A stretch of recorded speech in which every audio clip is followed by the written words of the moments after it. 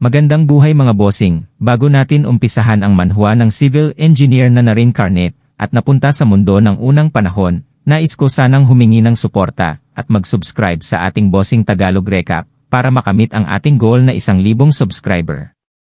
Malaking tulong po ito sa paglago ng channel. Salamat mga bossing! Parang nobela ang nangyari sa akin. Nang imulat ko ang aking mga mata, nakita ko ang aking sarili sa loob ng isang nobela. Iron-Blooded Knight.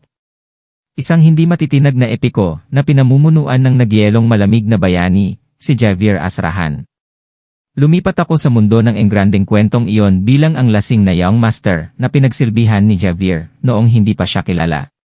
Hindi ko alam noon na ito na pala ang simula ng isang kwento kung saan ako, isang ordinaryong civil engineering student, ang naging tagapag-alaga ng mundong ito. Na-activate na ang Relationship Point (RP) system. Maaari kang makakuha ng RP sa pamamagitan ng pagpapabuti ng mga relasyon sa mga pangunahing karakter. Maaari kang bumuo ng mga kasanayan sa pamamagitan ng pamumuhunan sa nakuhang RP. Ang iyong kasalukuyang RP, 0. Ang mga kakaibang mensahe ay umalingaw-ngaw na parang alarma sa kanyang ulo. Ano ang RP? Ano ang pagpapaunlad ng kasanayan? Pagod na ako. Nakakaantok kaya. Sa kama, sumimangot si Suho at inihagis ang katawan. Nakakainis. Siyempre ito ay. Kumuha siya ng mga klase sa araw. Sa gabi, siya ay nagtrabaho ng husto sa kanyang part-time na trabaho. Samantala, natural lang na mapagod siya dahil magdamag siyang nagbabasa ng mga nobela. Hindi, ito ay halos karma niya. Ngunit, nagawa ko na ang aking takdang aralin. Maaari siyang bumangon pagkaraan ng 30 minuto kaysa karaniwan. Isang nasisiyahang ngiti ang lumitaw sa naisip. Gayunpaman, hindi nagtagal ang ngiti ni Suho. Mangyaring gumising ka. Isang hindi pamilyar na boses ang narinig niya. Malamig at matalas ang boses. Panaginip ba ito? Marahil ang tunog ay nagmula sa isang panaginip. Tumilapon si Suho at lumingon sa kabilang direksyon. Kahit noon pa man, hindi napigilan ng kilos na yon na muling marinig ang boses. Gabi na. Oras na para bumangon, Lloyd Nim. Nataranta, natauhan siya. Isa itong 2, Pyongyang Room 1. Lagi niyang nilock ang pinto. Ngunit, mayroon bang ibang tao na pumasok sa loob at nagsimulang makipag-usap sa kanya? Maingat na binuksan ni Suho ang kanyang mga mata. Nanigas ang buong katawan niya nang hindi niya namamalayan. Gising ka na ba? Mabilis kang nagising ngayon. Isang lalaking may pilak na buhok na gwapo ang nakaupo sa tabi ng kama. Mukhang nasa 20 na siya. Wala siyang ngiti sa mukha. Ang kanyang anyo ay mukhang matalim na parang talim na huwad mula sa nagyelong hamog na nagyelo. Javier Asrahan. Walang malay na ungol ni Suho. Malinaw na maririnig ang kanyang ungol. Sa nobelang Iron-Blooded Knight na binasa ni Suho kagabi, may ilustrasyon ng bida sa nobela, si Javier Asrahan, na kamukha ng lalaking nasa harapan niya. Hindi, ito ay eksaktong pareho. Maging ang ngiti niya, ang nakataas lang ang isang sulok na tila isang eleganteng painting, ay magkapareho. Sa wakas naalala mo na ang pangalan ko. Salamat. Sa pamamagitan lamang ng pagtingin sa iyong mukha, masasabi kong hindi mo ito pinahahalagahan. Pero, bakit ka nandito? Napaluwa ng walang malay si Suho. Bahagyang dumilim ang mukha ni Javier. Dahil ipinagkatiwala sa akin ng Panginoon na maging escort mo. Ang Panginoon? Escort. Tama. Bakit? Baka may mangyari ulit kagaya kagabi. Kagabi, ako. Lasing ka kaya hindi ka makalakad. Nagrampa ka sa tavern at sinira ang 3 mesa. 6 na upuan, 19 na plato, at 6 na kandelero. Nako, sinira mo rin ang sungay ng palamuti sa ulo ng kalabaw na gustong-gusto ng may-ari. Ako ay inosente. I mean it, nagbasa lang ako ng mga libro sa Goshiwon kagabi. Sumasakit ang ulo ni Suho. Ang pagkakaroon ng hangover dahil sa alak na hindi man lang siya nakainom ay nakaramdam ng kaunting unfair. Theo, bigyan mo muna ako ng tubig. Gusto munang hilahin ni Suho ang sarili. Tumingin siya sa paligid ng kwarto habang nilalamon ang tubig na dinala sa kanya ni Javier. Malinis, hindi pamilyar, at maluwang ang kwarto. Iba sa kanyang dalawa piyong Goshiwon na kwarto kung saan nagkalat ang dilaw na wallpaper. Ito ay medyo baliw. Siya ba talaga ang pumalit sa ilang karakter sa isang nobela? At nagtataglay siya ng isang maharlika. Maluwag na tinanggap ni Suho ang katotohanan ito. Paraiso ito kumpara sa isang buhay na puno ng pagkabalisa na walang pamilya sa Goshiwon. Pero may pumukaw sa kanyang mga mata. Ano yon? Tinuro ni Suho ang kabinet sa kabilang side ng kama. May nakadikit na pulang papel sa kabinet na parang kakaiba. Ito ay hindi lamang doon. Ito ay nasa malaking bookshelf, sa refreshment table, sa upuan kung saan nakaupo si Javier, at maging sa kanyang kama. Ang bawat piraso ng muebles ay may nakaplaster na pulang label. Hindi ito maaari. Tuyong lumunok si Suho. Ang kanyang mga hinala ay kinumpirma ni Javier. Nakalimutan mo na ba? Isa itong senyales ng foreclosure na nakadikit kahapon. Maigsi nitong sagot. Dahil doon, biglang may naalala si Suho. Ang baron na pinagsilbihan ni Javier ay nahulog sa simula ng nobela. Ang baron at ang kanyang asawa ay dinaya ng isang malupit na manloloko, at matapos mawala ang lahat ng kanilang mga ari-arian at lupa, sila ay nagpakamatay. At paano naman ang panganay na anak ng baron, si Lloyd? Nagkasakit siya at namatay dahil sa pagkalasing sa alak. Pagkatapos, itinayo ni Javier ang libingan ni Lloyd at umalis sa teritoryo. Iyon ang prologe ng engranding kwento kung saan ang pangunahing tauhan, si Javier Asrahan, ay gumawa ng kanyang unang hakbang sa mundo. So, ang kinin ko ang young master na namatay sa simula dahil sa alak. Ako. Ang kagalakan mula sa pagiging isang aristokrata ay lumamig kaagad. Ito ay tila isang malaking problem. Sai, ito ay totoo. Talaga. Makalipas ang ilang oras, tumayo si Suho, hindi Lloyd, nakaharap sa salamin. Sa full-length na salamin na may nakadikit na pulang label na foreclosure, tulad ng lahat ng iba pang kasangkapan, may nakatayong isang makinis at itim na buhok na lalaki. Siya si Lloyd. Ito ako ngayon. Sa totoo lang, hindi pa rin siya makapaniwala. Hindi niya ito kinasusuklaman. Hindi, sa totoo lang, nagustuhan niya ito. Mahirap ang buhay sa Korea. Nahirapan ako. Sa orihinal, siya ay nag-iisang anak na lalaki ng isang ordinaryong pamilya. Kumuha siya ng pagsusulit saksat tulad ng iba. Naging civil engineering student siya sa kolehiyo. Ngunit noong siya ay nasa hukbo, ang anino ng isang real estate investment scam ang sumakal sa kanyang mga magulang. Ang kanyang mga magulang, na namatay ng ganoon, ay nag-iwan sa kanya ng malaking halaga ng utang. Nakumpiska ang bahay at lahat ng ari-arian. Upang hindi mabayaran ang natitirang mga utang, kinailangan niyang.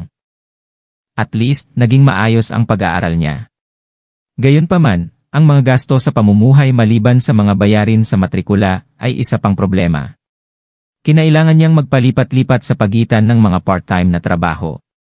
Hindi naging madali ang pagpapanatili ng kanyang mga marka habang nagtatrabaho. Sa 2 piyong masikip na silid ng Goshiwon, 7 beses siyang dumudugo sa isang linggo. Ang libreng kanin at kimchi na ibinigay ng Goshiwon ang huling hadlang sa kanyang pagtitiis. Kaya, nakaligtas si Suho na parang manloloko hanggang kahapon. Sa pagiging maharlika sa isang nobelang pantasya na nabasa ko, makahinga ako sa unang pagkakataon pagkatapos ng ilang sandali. Hindi siya isang engranding aristokrata tulad ng isang duke o isang bilang. Isa lang siyang baron sa kanayunan na may iisang country estate, pero mas nagustuhan ito ni Lloyd. Di ka mahuhuli sa malaking problema. Halimbawa, tulad ng pagtataksil. Sa tuwing nanonood siya ng mga makasaysayang o medieval na drama, iyon ay palaging problema. Kahit gaano pa kaprominente ang mga aristokrata, kung sila ay nabuhol sa pagtataksil, tapos na. Sila ay literal na pupugutan ng ulo nang walang anumang dahilan. Mas gugustuhin kong maging baron sa paligid. Ito ay isang angkop na posisyon sa sarili nitong. Walang paraan na masangkot siya sa malalaking insidente tulad ng pagtataksil. Maaari siyang mamuhay sa karangyaan at kasaganaan sa kanayunan bilang tagapagmana ng isang baron sa kanayunan. Hindi ba siya mabubuhay ng kontento sa ganoong lugar? Siyempre, pagkatapos mabayaran ang mga utang ng baron. Iyon ang problema. Hindi ako makapaniwala na ngayon na ang oras na lumipat ako. Pumasok sa isip ko ang paliwanag ni Javier. Ang petsa ng foreclosure ay kahapon. Sa madaling salita, paano kung ang pag-aari ay naganap 1 buwan o 2 mas maaga? Maaari niyang pigilan ang con artist na lumapit sa baron. Ito ang nagpara. Gayunpaman, nangyari na ito kaya kailangan lang nating ayusin ito. Kung hindi, magpapakamatay ang mag-asawang baron sa susunod na taon. Pagkatapos, ang mansyon at ang ari-arian ay ibebenta, at siya ay mawawalan ng tirahan. Magiging katulad din ito noong nasa Korea ako. Ito ay isang bangungot. Gusto lang iwasan ni Suho yun. Ayaw na niyang dumaan muli sa parehong gulo. Para magawa yon, kailangan niyang kumita kahit papaano. Pera para pambayad sa utang ni Baron. Matagal siyang nakatitig sa salamin. Tapos, biglang may pumasok sa isip ko. Nilingon ni Lloyd si Javier na tumabi sa kanya. Hoy! Oh, Lloyd Nim. Mayaman ba ang ating fiefdom? Oo? Magkano kaya kung mangolekta ako ng pera mula sa fief? Pinag-uusapan ba ninyo ang pagkolekta ng buwis? Hindi yon. Pagkatapos. Tulad ng kampanyang pag-aangat ng ginto ng IMF. Hindi. Hindi ito gagana. Umiling si Lloyd. Iniisip niya kung ang pagkolekta ng pera mula sa mga tao sa FIEF ay magiging kapaki-pakinabang, ngunit pag-iisip tungkol dito, hindi ito magagawa. Kung ang pera ay nakolekta ng walang anumang katwiran, ito ay malinaw na magkakaroon ng isang malaking backlash. At hindi pa rin yon sapat para mabayaran ang lahat ng utang sa isang upuan. Naalala niya ang mga nilalaman ng simula ng nobela. Ang deadline para mabayaran ang utang ay sa loob ng 2 taon. Gayunpaman, bago dumating ang oras na yon, ang mag-asawang baron ay nagpakamatay. Ang patuloy na pressure dahil sa utang. Ang tumataas na interes. Napakataas ng utang na nakatambak at wala ng paraan para mabayaran. Dahil dito, nawalan ng pag-asa ang mag-asawa. Iyan ay eksaktong 1 taon mula ngayon. Biglang may pumasok na pangalan sa isip ko.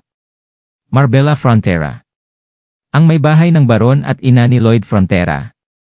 Siya lang ang nasa katanghaliang gulang na babae sa mansyon na ito na may ganoong atmosphere. Napalunok ng tuyo si Lloyd. Nasalubong na kita sa lahat ng tao.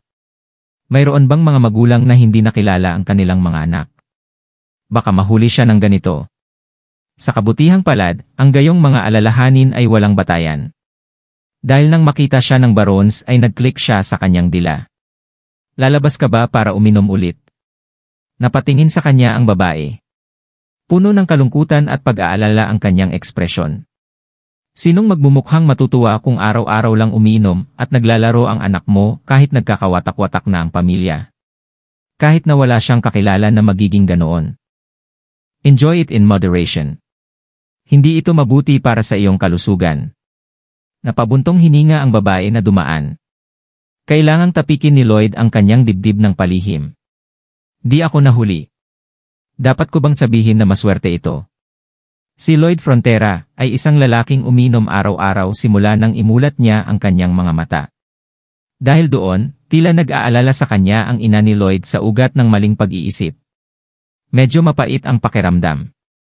Biglang naalala ni Lloyd ang mga panahon noong siya ay freshman sa kolehiyo. Ito ay isang panahon na ang kanyang pamilya ay mayaman pa. Isa pa lang siyang freshman na walang alam. Naalala niya ang pag-inom niya sa OT2 at MT3 araw-araw. Tuwing mangyari yon, walang sinasabi ang nanay niya sa kanya ng dried Polak soap. Ngayon, ito ay nasa nakaraan na. Hindi niya maibabalik ang oras. Napakagat si Lloyd sa ibabang labi. Ang kanyang mga hakbang ay lumago ng mabilis. Kaya naman siguro nang makita siya sa kalsada, dali-daling umat. Nayon sa gilid ng kalsada. Ibinaba ng lahat ang ulo para maiwasan ang eye contact. Nanginginig ang isang babae habang mahigpit na nakakuyom ang mga kamay. Namutla pa nga ang mga kutis ng ilang magsasaka. Dahil dito, agad niyang napagtanto ang kanyang sitwasyon. Oo, ganyang klaseng tao si Lloyd. Muling naisip ang nilalaman ng nobela. Lloyd Frontera ang pangalan ng anak ni Baron Frontera. Kapag siya ay lasing, siya ay madalas na nakabasag o naghagis ng mga bagay. Ang marahas na pag-atake at pasalitang pang-aabuso laban sa kanyang mga nasasakupan ay karaniwan. Sa madaling salita, siya ay isang basurang tao na may tunay na masasamang katangian. Yun ang dahilan kung bakit galit na galit sa akin ang lahat. Parang kinainisan na talaga ako. Tumawa siya ng mapait. Hoy. Nagmamaktol si Lloyd at tinanong si Javier na nasa tabi niya, "What's wrong with everybody? Hindi mo naman kadalasang ginaganyan ang anak ng iyong Panginoon, hindi ba?" Common sense ayon. Ang Panginoon ang pinakamakapangyarihang tao sa rehiyon. Paano kung ang anak ng Panginoon ay isang gulo? Dapat ngumiti lang sila at magpanggap na nirerespeto siya kahit sa harap ng mukha niya. Kinailangan nilang subukang gawin yon. Gaya na lang ng may-ari ng chicken restaurant na nagsisilbi sa anak ng may-ari ng building na dumaan sa tindahan o parang permanenteng manager na naging yes man sa anak ng amo na pumasok sa kumpanya bilang empleyado. Hindi kaya ganoon din ang mga tao dito? Kadalasan, o. Pero. Kadalasan. Pero. Oo. Kung gayon, paano naman ngayon? Malamig na sagot ni Javier, ngayon, may emergency. May emergency. Sa pangkalahatan, ang isang teritorial na emerhensya ay tumutukoy sa isang panahon kung kailan may malaking banta sa kabuhayan ng mga tao, sa kanilang kagalingan, at sa kanilang kaligtasan. At ako yon. Tama yon. Iyan ay medyo prangka. Ano ang prangka? Nako, tinamaan mo ang bulseye ng mahirap na katotohanan, 4. Tinitigan siya ni Javier with an expression na nagsasabing, "What the hell are you talking about?" Magkagayunman, ang kanyang hitsura ay malamig at eleganteng tulad ng isang pagpipinta. Oo, ito talaga ang klase ng lalaki na si Javier. Isang marangal at marangal na kabalyero. Si Javier ay isang tao na hindi nakipagkompromiso sa anumang kawalan ng katarungan. Siya ay isang bayani na literal na naging huwaran ng mga kabalyero sa nobela, at ang kanyang katanyagan sa kalaunan ay sumikat sa buong kontinente ng Laurentian. Siyempre, hindi naman mag-iiba ang personalidad ni Javier dahil lang sa hindi pa siya sumikat, as of right now. Ito ay medyo nakakahiya. I swear hindi ko inattack si Lloyd Nim. Meron ka ba? Hindi kailanman. Hindi mo ba alam ang tungkol sa pag-atake gamit ang mga katotohanan? Hindi ko alam. Kung nagkataon, kinainisan mo na ba ako? Hindi kailanman. Hindi, mukhang sapat ka na. Napagtanto yon ni Lloyd. Nasusuklam din siya sa akin. Si Javier ay isang marangal na kabalyero na pinahahalagahan ang karangalan. So, natural lang sa kanya na mamuhi sa mga bastos na tulad ni Lloyd. Gayunpaman, ang taong ito ang tumayo sa tabi ni Lloyd hanggang sa siya ay namatay. Pinananatili niya ang kanyang katapatan sa baron na kanyang pangunahing amo hanggang sa wakas. Ano ang isang mahusay na tao? Isang swordmaster na gagawa ng kasaysayan sa kontinente ng Laurentian. Ang pinakadakilang swordmaster sa lahat ng panahon. Iyon ang uri ng lalaking magiging tapat na escort ni Lloyd sa hinaharap. Nakaramdam ng kakaiba, nagpatuloy si Lloyd sa paglalakad. Dahil dito, napatayo siya sa harap ng isang sira-sirang gusali. Saan tayo? Nasa tavern tayo. Ang tavern? Oo. Dito ginugugol ni Lloyd Nim ang mas maraming oras kaysa sa mansyon. Ito ba ang aking regular na pub? Tama yan. Maliban na lang kung gumamit si Lloyd Nim ng ibang tavern sa likod ko. Diyos ko. Naiklik ni Lloyd ang kanyang dila sa loob. Naglalakad lang siya ng walang patutunguhan. Pagkatapos ng lahat ng iyon, ang lugar na binisita niya ay ang kanyang regular na pub. Ilang beses siyang pumunta sa lugar na ito. Bagamat nagbago ang kaluluwa, otomatikong napunta rito ang kanyang katawan. Hindi ito isang uri ng homing instinct. Ikaw ba ay isang tuta? Pangingitlog ng salmon? O si General Kim Yushin? Binatukan niya ang panganay na anak ng baron na siyang orihinal na may-ari ng katawan na ito at saka tumalikod. Gayunpaman, ang pag-inom sa araw ay labis. Ang orihinal na Lloyd ay tatangkilikin ito, ngunit hindi siya. Marami nang dapat isipin, ngunit ang pag-inom ng alak. Wala siyang kahit katiting na intensyon na gawin yon. Babalik ka ba ng ganito? Of course, sagot ka agad ni Lloyd sa tanong ni Javier. Gayunpaman, hindi inaasahan ang susunod na tugon ni Javier. Na-disappoint ako kung ganoon. Ano? Katulad ng sinabi ko, na-disappoint ako kay Lloyd Nim. Inaasahan mo bang inom ako sa maghapon? Hindi ko ginawa. Pagkatapos, akala ko pumunta si Lloyd Nim dito para humingi ng tawad at ayusin ang nangyari kagabi. So disappointed ka, lumingon lang ako. Oo. Tungkulin ng isang maharlika na maging responsable at itaguyod ang katayuan ng isa. Ang lalaking ito. Matagal nang naramdaman ito ni Lloyd, ngunit hindi biro ang pagiging prangka ni Javier. Gayunpaman, ang bilis ng kanyang tuwid na bola na gawa sa mga katotohanan ay tila madaling umabot sa higit sa 160 mph. Sa madaling salita, may kakaibang talento si Javier sa maingat at masakit na payo sa loob ng kanyang mga salita. Ang tavern ay isang tahanan na itinayo ng may-ari sa buong buhay niya, kahit na ito ay isang mabahong lugar. Kagabi, nagdulot ng kaguluhan si Lloyd Nim at nasira ang mga kasangkapan sa napakamahal na espasyo. Bukod doon, si Lloyd Nim, mag-isa niyang inalagaan ang kanyang matandang ina. Nanay niya. Oo. Siya ay nasa mahinang kalusugan kamakailan. Kaya lalong nag-alala ang may-ari ng tavern. So, pinahirapan ko ang kawawang lalaking iyon. Ganyan ang mangyayari o. Ito ay isang bagay na hindi niya ginawa, ngunit ang mga tuwid na suntok ni Javier na gawa sa mga katotohanan ay patuloy na dumarating. Actually, nag-appeal sa akin yung may-ari kagabi.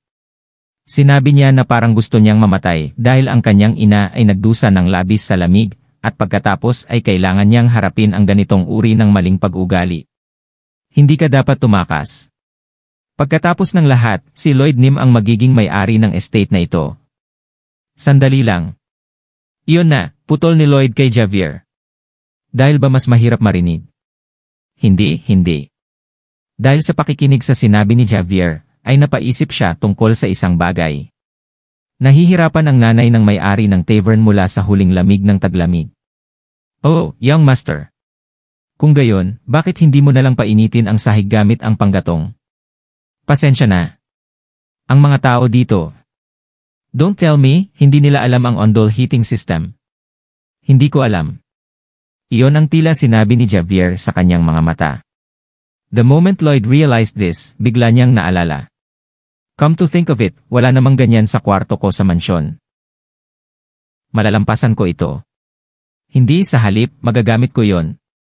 Posible kung ako yon. Paano kung ginamit ko ang kaalaman ng aking major? Habang iniisip ang malagim na katotohanan kung paano mababayaran ang napakalaking utang, nakaisip si Lloyd ng plano na makalikom ng malaking halaga. Nang maayos na ang plano, iginuhit niya ang mas malaking larawan. Ito na. Hindi ito matatapos sa bahay lang ng may-ari ng tavern. Ito ay isang mas malakihang proyekto sa pagtatayo. Magkakaroon ng maraming pagkakataon. Desidido si Lloyd na gawing realidad ang malaking larawan na pumasok sa isip niya. Kaya, dumiretso siya sa tavern. Ditoan po nagtatapos ang chapter at abangan niyo mga bossing ang susunod na kabanata sa susunod na upload. At bilang suporta, huwag kalimutan mag-subscribe at mag-like sa ating channel para maabot ang 1,000 subscriber. Salamat!